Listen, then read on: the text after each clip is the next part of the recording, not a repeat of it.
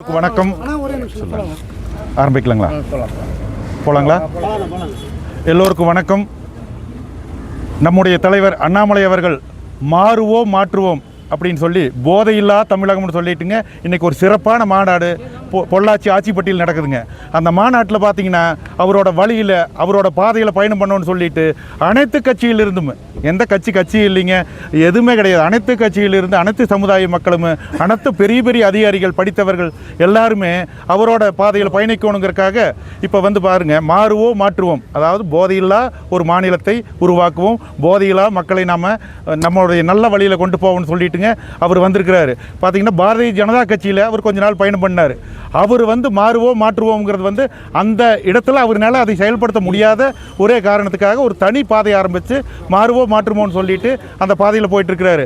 அவரோட பாதையில் எல்லாருமே பார்த்தீங்கன்னா பாருங்கள், எத்தனையோ விவசாயிகள் வந்திருக்கிறாங்க, எத்தனையோ கூலி தொழிலாளர்கள் வந்திருக்கிறாங்க, எத்தனையோ பெண்கள் இளைஞர்கள் எல்லாம் வந்திருக்கிறாங்க.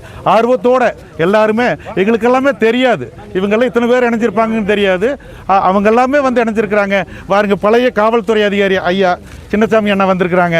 இவங்களை எல்லாமே நாங்கள் என்ன சொல்கிறோம்னா, அண்ணனோட வழியில் எல்லாருமே பயணம் பண்ணுவோம், போதை இல்லாத ஒரு தமிழகத்தை உருவாக்குவோம். அதற்கு ஒரு விதையாக இப்போ அது வந்து ஒரு விதையாகத்தான் இந்த ஆட்சிப்பட்டியில் போடுற மொழியை, அது வந்து ஒரு ஆலமரமாக பெருகி இந்த தமிழ்நாட்டில் ஒரு போதையில்லா கலாச்சாரத்தை நம்ம